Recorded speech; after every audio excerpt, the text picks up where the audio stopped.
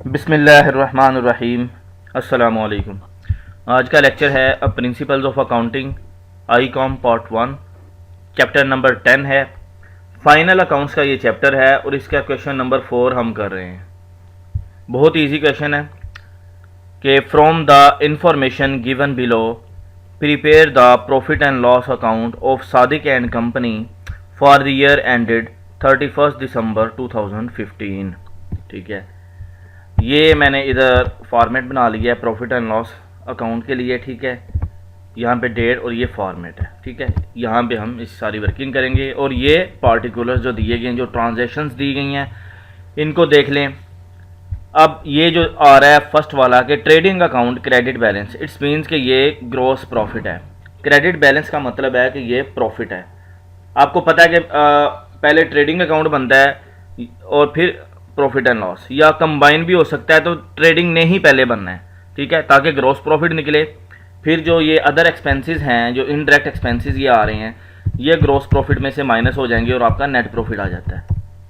ठीक है, एक तो ये हो गया कि ये जो आ रहा है इसको मैं एक कलर दे देता हूँ कि ये है क्रेडिट साइड पे इसने जाना है और ये आपका ग्रॉस प्रॉफिट है। ठीक है, और दूसरी साइड पे ये देख लें कि इंटरेस्ट रिसीव्ड जो आ रहा है, ये इंटरेस्ट रिसीव्ड ये इनकम अकाउंट होता है अदर इनकम में, मतलब ये भी क्रेडिट साइड पे जाएगा, ग्रॉस प्रॉफिट के नीचे ये ऐड हो जाएगा। इंटरेस्ट आपको रिसीव हो रहा है। ठीक है, बैंक में अगर आपका सेविंग अकाउंट हो, ठीक है, तो आपको उस पर कुछ ना कुछ इंटरेस्ट मिल रहा होता है अमाउंट के हिसाब से, तो वो इनकम होती है आपकी, लेकिन डायरेक्ट इनकम नहीं होती, उसे अदर इनकम में लिखा जाता है। ठीक है, लेकिन आएगा इनकम साइड भाई, क्रेडिट साइड पे, तो ये दोनों अमाउंट उधर आ जाएंगी। बाकी एक्सपेंसेस हैं, सैलरीज है, कैरिज है, रेंट एंड टैक्सेस है, सेलिंग कमीशन है, जनरल एक्सपेंसेस, बैड डेट्स और डेप्रिसिएशन। ठीक है, तो वन बाय वन हम जो है इनकी ट्रांजैक्शंस कर लेते हैं।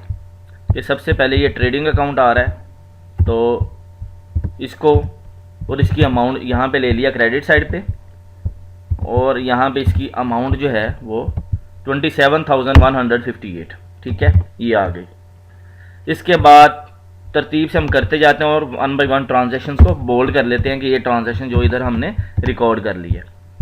अब देखें, ये एक्सपेंसेस हैं, salary, carriage, rent, rate and taxes और सेलिंग कमीशन। ठीक है, इनको मैं कॉपी कर रहा हूँ क्योंकि ये तमाम एक्सपेंसेस हैं और डेबिट साइड पे आने हैं, और यहाँ पे मैं इन्हें इधर पेस्ट कर देता हूँ। ठीक है, अब इनके सामने इनकी अमाउंट जो है वो ये मेन कॉलम में वो यहाँ पे हमने लेके आनी है, यहाँ पे एंटर करनी है। तो सामने जो अमाउंट आ रही है कॉलम में, इनको भी मैंने कॉपी किया और इधर पेस्ट कर दिया। ये सारी अमाउंट आ गई। वन बाय वन लिखने की बजाय कि बहुत ज़्यादा टाइम ज़ाया हो। मकसद तो क्वेश्चन को समझना है कि अच्छे तरीके से आपको समझ आ जाए, और इसमें दो पॉइंट थे वो मैंने बता दिए कि एक तो था ये ग्रॉस प्रॉफिट है, जिसे ट्रेडिंग अकाउंट कह लें या ग्रॉस प्रॉफिट कह लें, सेम चीज़ है। ग्रॉस लॉस हो सकता था अगर ये डेबिट बैलेंस होता। ठीक है, फिर इसने इस साइड पे आना था और मज़ीद एक्सपेंसेस उसमें ऐड होके, तो ये लॉस आपका इंक्रीज़ हो जाना था। ठीक है, ये क्रेडिट बैलेंस है तो ये ग्रॉस प्रॉफिट है, बाकी एक्सपेंसेस इसमें से माइनस होंगे। ये हमने कर लिया एंटर। अब इनको मैं बोल्ड कर देता हूँ कि ये ट्रांजैक्शंस हमने इधर रिकॉर्ड कर ली। उसके बाद जनरल एक्सपेंसेस एक्सपेंस है आपका, ये भी होगा। बैड डेट्स एक्सपेंस है और डेप्रिसिएशन एक्सपेंस है, इनको मैं कॉपी करके ये एक्सपेंस वाली साइड पे, डेबिट साइड पे यहाँ पे पेस्ट कर देता हूँ, और इनके सामने इनकी अमाउंट भी ले आता हूँ। ठीक है, ये अमाउंट इनके सामने इनकी ये आ गई, और ये ट्रांजैक्शन इनको मैं बोल्ड कर देता हूँ। ठीक है, ये तमाम ट्रांजैक्शन हो गई है। एक रह गई है इंटरेस्ट रिसीव्ड की, ये अदर इनकम होता है और ये इसने क्रेडिट साइड पे आना है। क्रेडिट साइड पे आपने ये ग्रॉस प्रॉफिट के नीचे लिखेंगे अदर इनकम।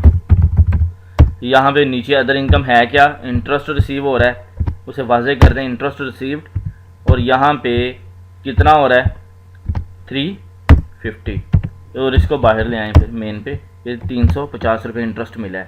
350 रुपये ऐड हुए हैं 27,158 में, तो नीचे टोटल आ गया 27,508 रुपीज़।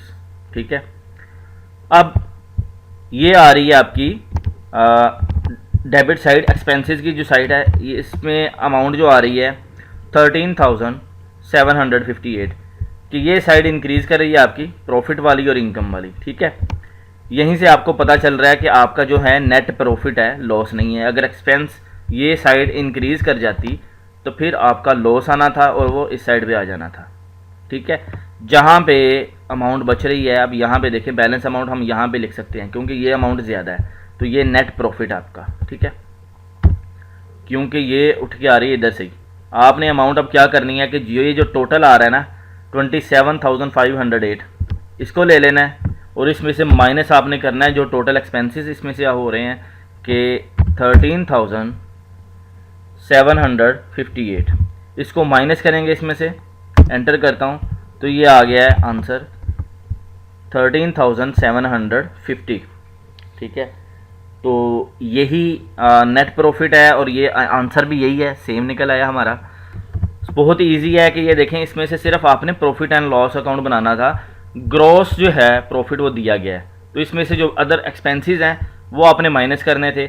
हाँ, ये कंफ्यूज वो कर सकते हैं कि नेक्स्ट क्वेश्चन में कि वो इसमें बैलेंस शीट आइटम भी दे दें, तो आपने उस चीज़ को देखना है कि प्रॉफिट एंड लॉस स्टेटमेंट से रिलेटेड जो हैं वो आपने इसमें से माइनस करने होते हैं। ठीक है, वो ये ना कर दें कि आप यहाँ पे बैलेंस शीट आइटम भी ले आएँ गलती से। वो नेक्स्ट जो है क्वेश्चन में आ रहे हैं और मैं आपको इंशाल्लाह वो साथ साथ समझाता जाता हूँ ताकि आपके कॉन्सेप्ट जो हैं वो क्लियर होते जाएं। ठीक है, यहाँ तक ये कंप्लीट है। उम्मीद करता हूँ कि ये आपको अच्छे से समझ आया होगा। कहीं पे कोई कन्फ्यूजन हो मुझे मैसेज करें, कमेंट करें, कॉल भी कर सकते हैं, मैं इंशाल्लाह आपको मज़ीद आपको समझा दूँगा। ठीक है, वीडियो को लाइक करें, अपने दोस्तों के साथ शेयर करें और अगर आप इस चैनल पे नए हैं तो प्लीज़ इसे सब्सक्राइब कर दें। Thanks for watching my video. अल्लाह हाफिज़।